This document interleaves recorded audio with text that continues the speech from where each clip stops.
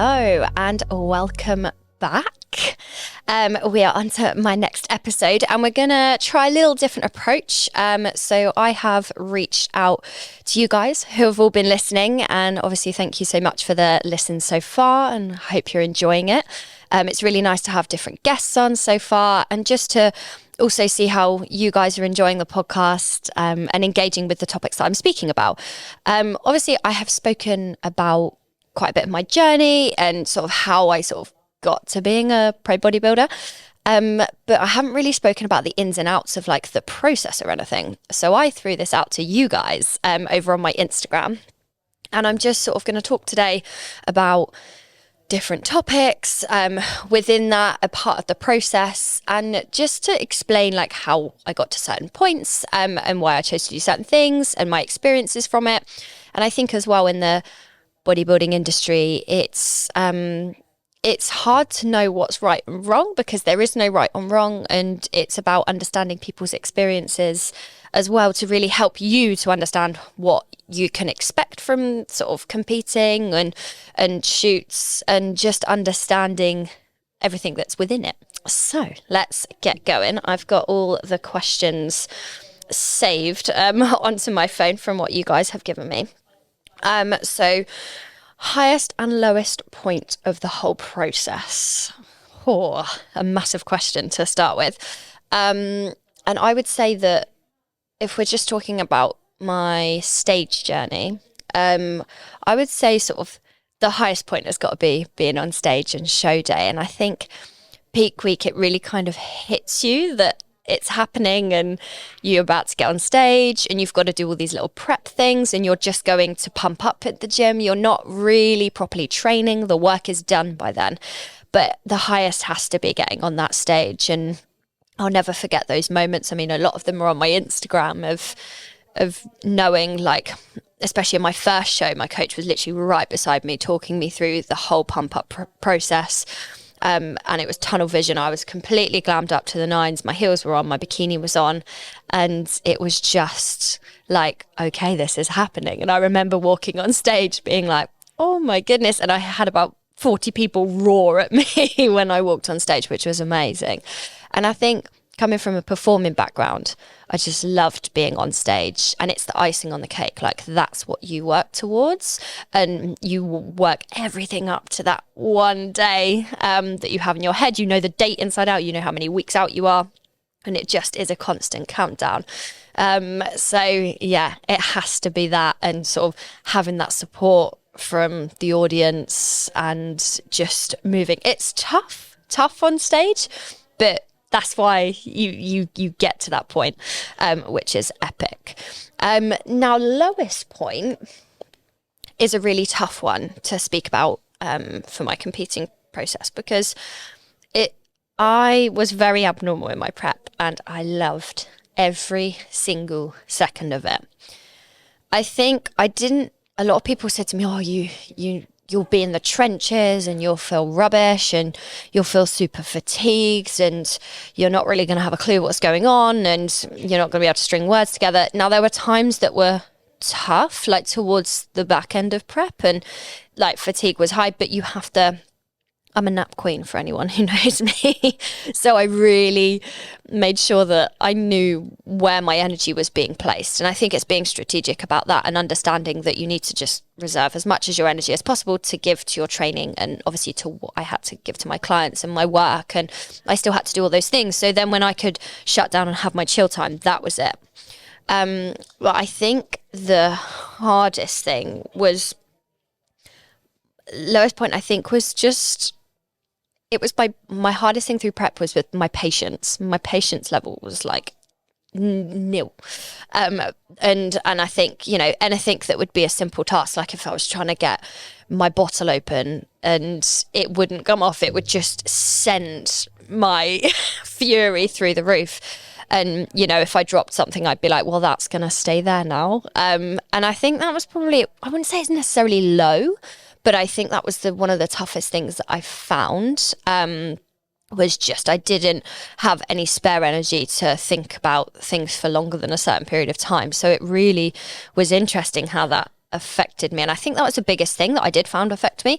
And, you know, again, the fatigue I didn't hugely struggle with. The week after my first show, like I was pretty pooped, and I had that like slight rest, and I got some more food, and then I went straight back into it, and I found that really tough. But I didn't really have any low points where I just kind of needed to be on my own or anything like that. Like I thrived off the entire process. And I realized that was pretty abnormal from what people have said to me. But, you know, I think people think you should feel like that, when actually you don't necessarily have to, and it's different for everyone, and it's also different in every prep. So I imagine the next time I get on stage it will be entirely different. So it'll be interesting to sort of see how those processes go for that. So I would say those are my high point, has got to be on stage, and obviously my lowest or sort of hardest point was just my patience levels by the back end of prep. My goodness me, it was tough. And we have the next one. So which was your fave federation and show? Would you try others next time? Now, choosing is really interesting when you look at federations, because you look on the bodybuilding calendar and it is huge. Like there are hundreds of shows. There are so many shows per month, and you have no idea what to choose, like, and what the hell to do. Now, I was very fortunate. I have a very good friend who is also a judge of WNBF, which is the World Natural Bodybuilding Federation. Now, how I came to choose the federations was I'm a natural athlete, so I wanted to go for the natural federations. You know, I wanted to sort of everyone to be on the same playing field. And it's not to say that natural athletes can't get on untested federations or go into untested federations for the shows, but it can be tougher because you obviously don't know who you're up against, and natties can show their ground hugely. But you know, I had no idea what to expect, so I thought, well, I'll sort of push for the larger federations, which are natural federations, because there are so many different, and to different federations depends on different posing, depends on different criteria. Every criteria for that category can be different, so it's really confusing to pick. So obviously I competed with WNBF and I competed with UKDFBA, which is the UK Drug Free Bodybuilding Association, if I've got that correct, and they were my two planned. Now I actually about between the second and third one, I added in another one. So I added in a second one, and that was with NFM UK through my posing coach, and she said, I really think you should go for this one. And yeah, and you know, I wouldn't be a pro bodybuilder without doing that show, so it was incredible. And I think that it was really tough because I was like, well, I had no expectation for NFM, because I didn't want to, there was going to be people that could be assisted. So I had no expectation of just going in and just doing my best and putting my all into it. Now my coach, we brought the condition big time, and he will always bring the condition with all of his athletes. So obviously condition, when we speak about that, it's sort of the lines you see, the details, and sort of when someone says you look dry as an athlete, like that, you sort of basically peeled to the bone, so you can see everything. You don't have this sort of layer of water, or nothing seems soft at all. So the condition was something that we brought, and we brought even better from WNBF in July to NFM and UKDFBA, and they were actually back to back. So that was again unexpected. I didn't plan to do two shows back to back, one after the other, one being in Wales and then having to drive straight back home to do another one in Camberley. And my experiences with those federations, I would say for WNBF, it was insane. And I think the difficult thing with natural feds is there's not loads of them, and their shows are very, very busy. Now, WNBF only have two shows. They have their first time as a novice, and then obviously they have their the Supernaturals, which is like their finals in October. So they were busy shows. Like there was big categories of lineups, and especially in the male categories. So obviously it ran a little bit behind, and I think that comes with pretty much every bodybuilding show. Like, you have no power over that, and if you've got busy classes, like, you truly do not know who's going to turn up on the day, and even people who have signed up, they may not be there on the day, so you never truly know until that day comes on how the times are running and everything. But yeah, I loved WMBF, and it was like, the girls were incredible. Who I was up against, and it was really, really tough. So obviously I came placed second within that show. Now obviously NFM was completely different. There was 4 of us, and 1 girl got bumped up a category. So there was 3.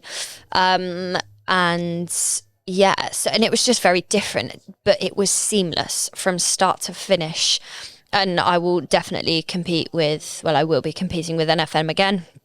And GBO is the organisation. So NFM is the federation, GBO is the organisation. So the medals and stuff you get, it says GBO on it. And obviously if you go to the Atlas and anything, it's under GBO. But NFM will take you.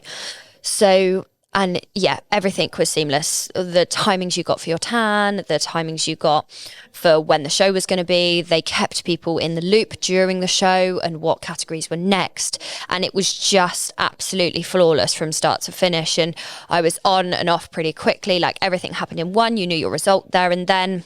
Then comparing that again to WMBF, we had a slight split show. So I was up on stage, then I had a break, and I was off stage for about an hour and a half, so I needed to just time it well to then re-pump up again before going on stage in like a sparkly bikini. So I had like a plain coloured bikini and then a sparkly one.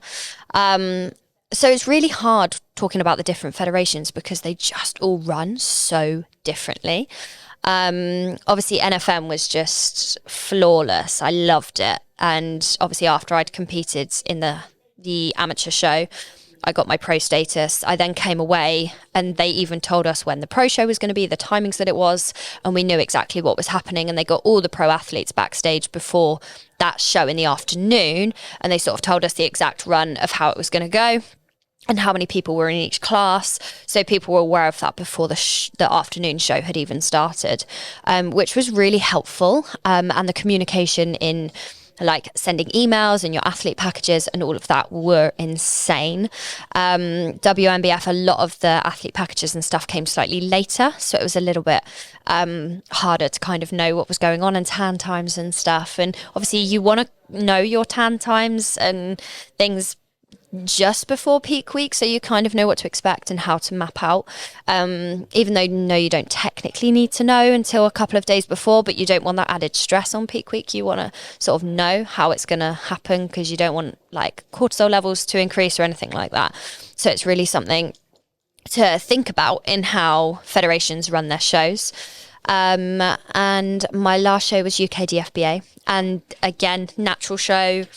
So it was tested, and so I placed second in this one as well, and it was busy, so busy. I remember turning up in the morning because normally you register the evening before when you get your tan, and obviously we didn't register till the day when we got our top up tan, so it made it all a bit chaotic, and the theatre was packed with people. I fortunately had a friend that lived literally pretty much next to the theatre, so I was able to escape to her house, whereas it's really hard for the athletes that travel because they need to, linger in the theatre, and it was really warm and it's a small space and you've got to cram whether you've got to do your makeup, and you want it to be like a calm atmosphere where you can sort of have space to lay all your things out if you need it, especially being a female athlete. You have so much stuff because obviously you've got hair and makeup and all of that jazz as well.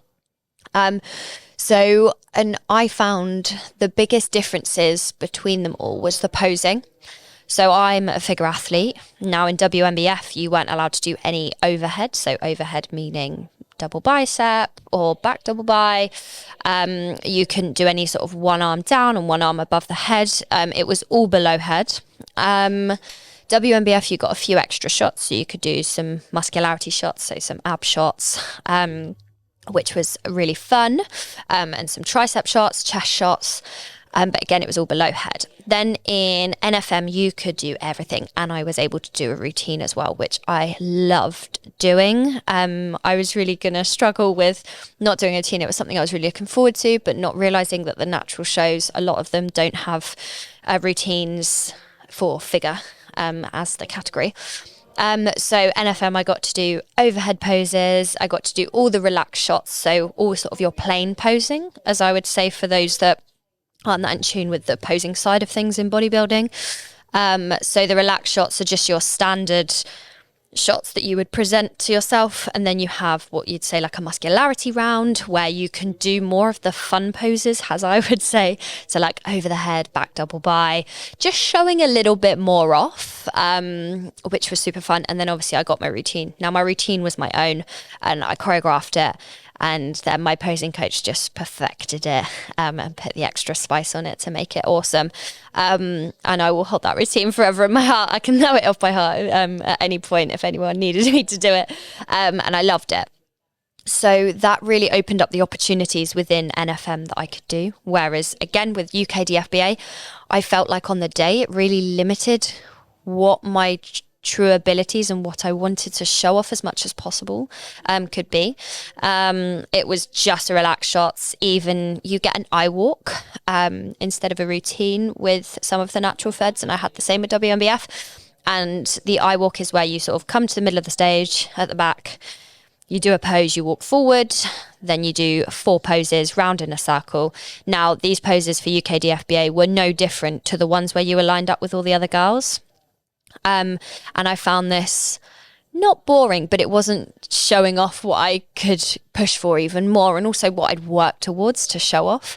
So I don't know whether, looking back now, I would compete with UK DFBA again, only sort of mainly for that reason. And obviously the show wasn't run the best. It was very, very, very behind. But yeah, it was an epic show. Like on the stage, they ran through the poses in really good time. And they'd done all the awards there and then, which was fantastic. And all the girls were incredible. But I think it's just so hard. And I think most bodybuilding shows just do run behind in general. But me personally, it would be interesting to see maybe try a different federation. But I think it's really hard to know when you're a first timer, because I'd gone to see those shows the year previous when I wasn't competing, just to see what they're like. And I think that's the biggest advice that I would give, is to go and watch the shows that you may be interested in to compete with those federations, so you get an idea of how they present their federation and what they do, and also what they preach. They've got loads of stuff on their websites, and it's about like really looking at what previous athletes had done and the awards they normally have on their websites, like the awards that they had for the previous shows, so that you can kind of see the standard and the criteria that they're looking for, because at the end of the day, that's what you need to meet what they're wanting, because if you don't, they won't award you sort of for that. So it's something to think about. But would I try other federations next time? Now, it's only yesterday that PCA announced. Now, PCA is a untested federation, and they have just announced that they are going to do a tested show. So that means a natural show. Now, PCA is a huge, huge federation. So it'd be really interesting to maybe try that. And I've heard lots of good things in how they run their shows. And obviously they've got lots of shows that they offer to athletes. So it's hard to tell, because obviously I'm not competing next year. And so I can't know what I'm definitely going to try. But I will definitely obviously be competing in a pro show with NFM when it comes round to it. And who knows for the others, but that's something that I will obviously look into more this time next year when the 2025 calendar comes out, which sounds ages away, but I feel like it's going to come around so quick, being as it's literally a month till Christmas. So yeah, that's more about the federations. And I think choosing, it's also knowing the rough date that you want to choose. And like I said, I got a page up which had all the bodybuilding shows for the entire year up. And I was like, okay, where are the shows that I'm looking at? And then you kind of work backwards for when you start your prep, to touch on that. So let's have a little look at what other questions we have got. So talk us through how you designed your stage bikini.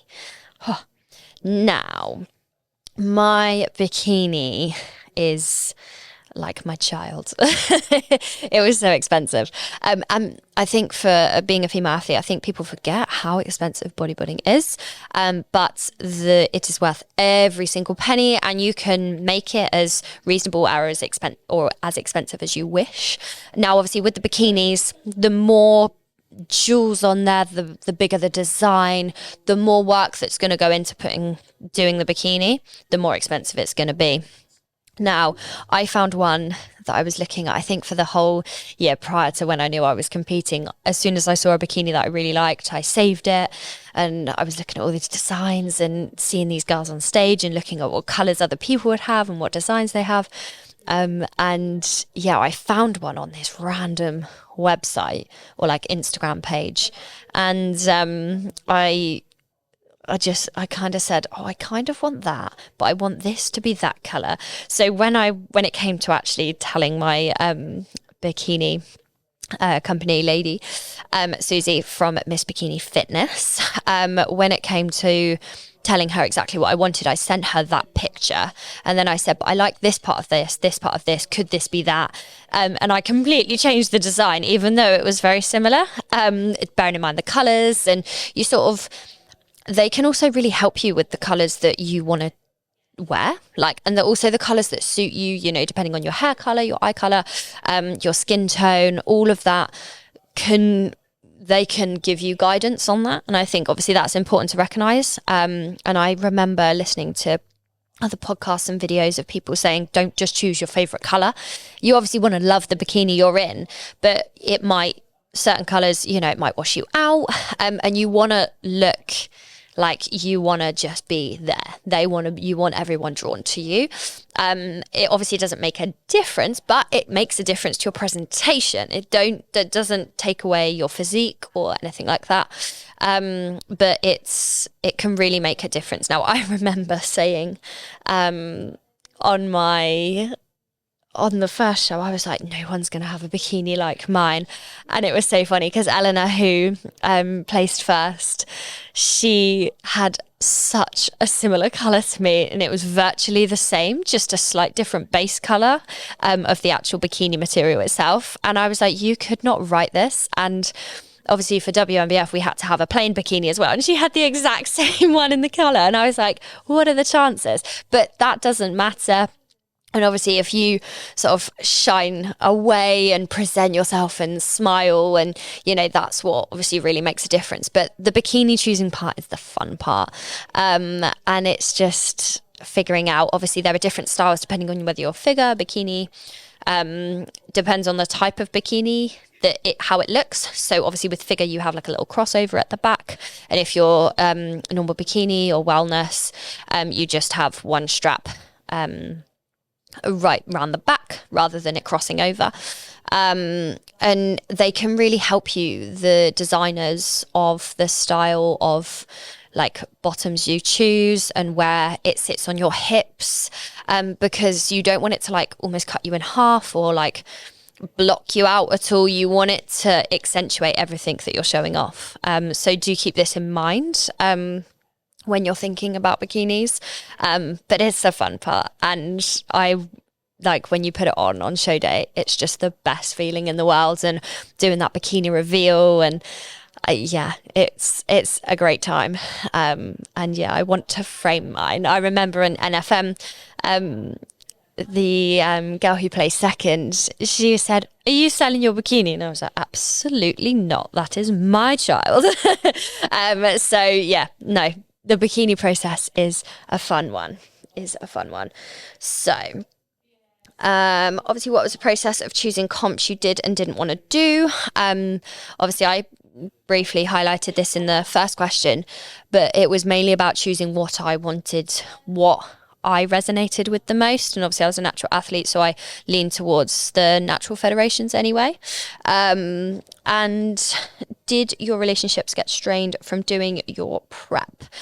Now, this is a really interesting topic to speak about because it's really tough with the people around you in how they understand the process. And I think it's really tough for what I would say like the average person to understand really what you're doing. Like you can't just have one bite of that, or you can't just have a sip of this drink or try this, or have that tiny crumb. You do pretty much rule all of those things out. Well, I do anyway. There's a time to be sort of more relaxed, and to me, prep, I treat it as I don't, like, that's it. Like, I do everything as I'm told to a T, because I know it's going to give me the best results for me to better myself. Now, regarding obviously like relationships and the people around me, it took my first 3 shoots, and I would always have people constantly saying stuff, why are you doing that? You're losing too much weight. And people would always say stuff and dig and dig and dig. And it took me till my stage prep for people to not say anything to me. And I think it's quite shocking when you actually say that out loud. And there would always be people like not understanding it and not like commenting on anything. And it was quite like, you have to be quite resilient to just be like, I'm doing my thing. If you don't agree with it, that's okay. Like not everyone has to love what you do, as long as you do and you've got the passion behind it. But I think my family, they obviously learned so much more about the process as time went on, as more shoots I did. And yeah, so they understood the process, and they got to know my coach even more because they all go to his gym as well, and the gym I go to. And I think they then met him and realized actually there's so much health behind it, and he put in so much understanding that I was not going on stage unless I was fit to and healthy to, and my body was responding in the way it should be. And I think they understood that, and so they sort of stopped. They didn't say anything, and they trusted what I was doing was right. Because obviously it's really hard when you get to the back end of prep and your face is gone and everything's sunken, and you're sort of not fitting in any clothes unless it's gym clothes. And I think that's really tough for people to see, because it does go to the extreme, and it's not healthy and it's not sustainable when you get to the back end of prep. So people look at that and think, oh my gosh, that's not right. And like other family members that obviously I don't see all the time, it's more of a shock to the system when I haven't seen them in a few months, and now I'm suddenly like skin and bones and sort of a lot teenier. But obviously as soon as you get on stage, the penny drops. So my parents came to see my first show, and everything clicked, and they absolutely loved it, and they've always watched me perform, so they knew how much I loved it and how much I enjoyed doing it. Whereas I think they found it hard. Again, my patience levels, they really struggled. And I remember my dad moving some Tupperware or something that I'd put. And obviously you get very like particular about the Tupperware that you use and the utensils that you use when you're on prep, because everything's routine. You know that, and that's right. Don't change it. And my Tupperware got moved, and it was 7 a.m. And I didn't go mental, but I was very, very annoyed very quickly. And I was like, where is this? And my dad then says to my mum in the other room, I've just been shouted at for moving Tupperware. So I think it's really hard for other people to experience it, and I think that can really come into play. But at the end of the day, you choose to do this. So equally, people don't understand if you just go off on one at them. They don't understand that oh, that's just your prep, and you choose to do it. So you almost have to be in control of how you let your emotions show. Yes, there are times where things can feel a little bit more heightened. And I think that's the sort of best way to think about how it impacts relationships around you and friendships and stuff, because you don't want to ditch everyone and get annoyed with everyone and just bypass everything, because it can really affect you, and you don't want it to be a lonely process. You want them to support you. And I think it got to sometimes I'd have to say to friends, like, I'm really struggling. I'm not going to be able to make this event or whatever, please appreciate this. This is only temporary. I will definitely catch up with you. And I think it's communicating to other people what you're actually going through, and just being like, I'm absolutely pooped.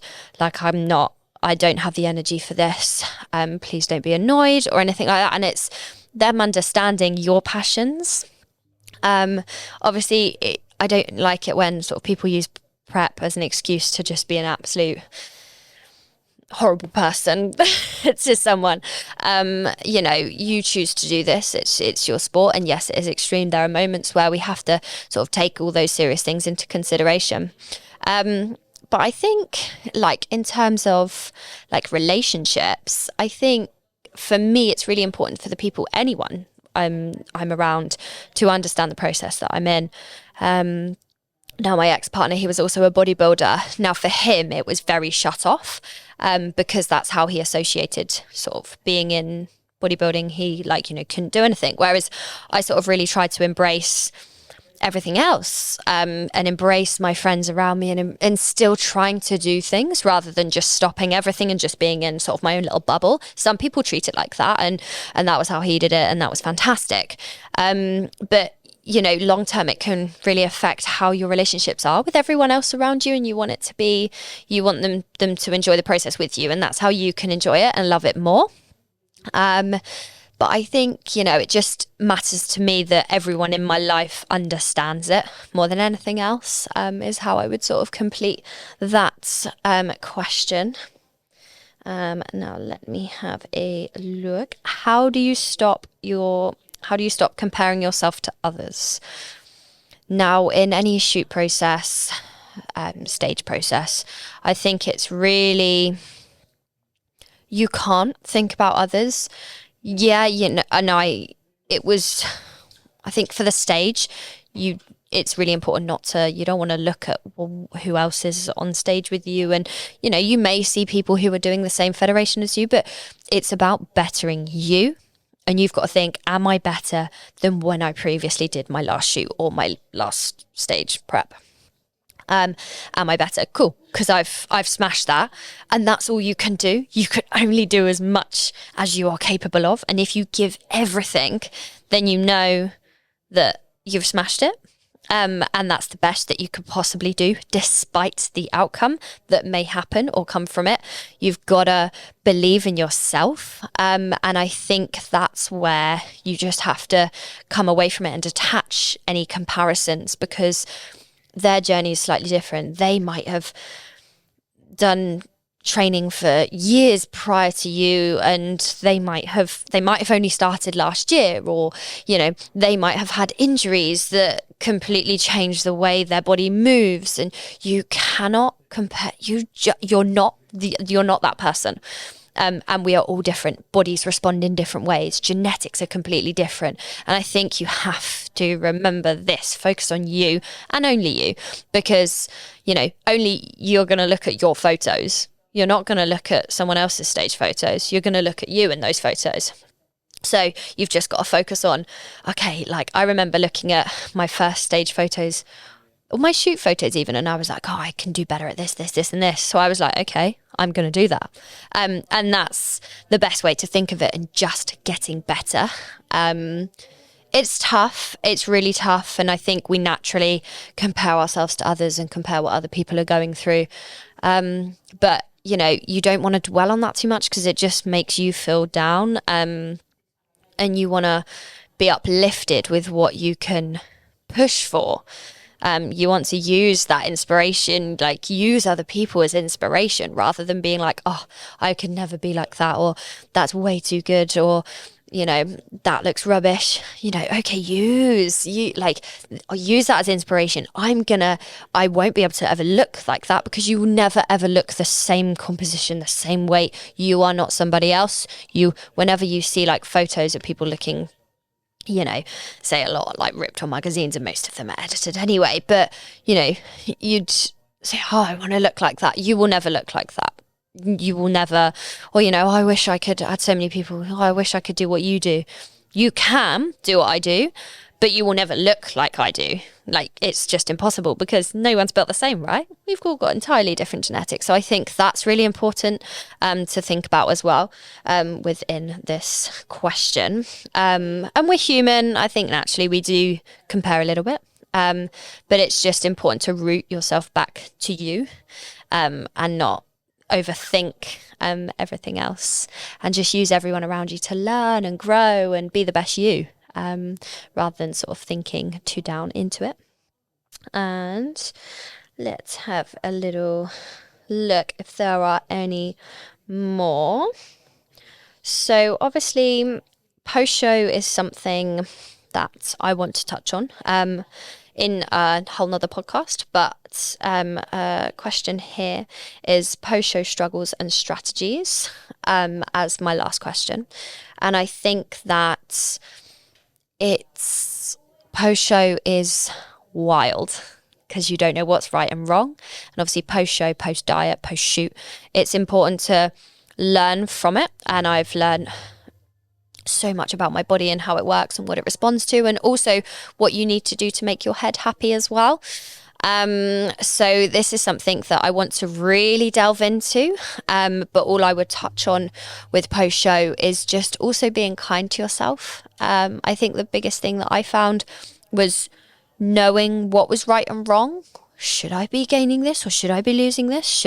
Is this the right amount to gain in this time? Or, it's something we really struggle with, even after a heavy diet phase, whether it's for a shoot, for a show, or just lifestyle. So it's really important to just find what works for you, and every prep will feel different. Every diet phase will feel different. And yeah, I don't want to give too much away because I want some other guests to talk about this topic. And I think post-show is just about being confident in every part of the process and appreciating prep for what it is and appreciating off-season for what it is. And I think the sort of initial post-show is just important to just take it steady and slow, but also trust the process and not sort of go completely crazy, because your body is in recovery mode. And I think that is the most important thing. Your body needs to be happy. Normally at the back end of prep, it can be really tough on your body and your body is struggling. So it's important to be kind and have some enjoyment and give it the things that it needs to sort of get to back to some normality more than anything else, but keeping routine and structure in place. So obviously I will speak about that more with post-show with some other guests who are also competitors as well. But obviously if you ever have any other questions about topics that you want me to talk about, or my experiences, or maybe do another episode to this one to expand on some more things, I would love to hear from you. And I'm always in tune on my Insta and engaging with you guys. So do let me know. And I hope you enjoyed me covering some of these topics today, and hopefully you will tune into the next episode. Hi everyone, I'm Tammy. And I'm Alex. And we are from SMJ Media Group. We create fun-filled content for local businesses and for you guys to enjoy. If you enjoy our content and would like to see more and let us get more creative, there is a way you can sponsor us at buymeacoffee.com/SMJ Media Group. and buy us a coffee.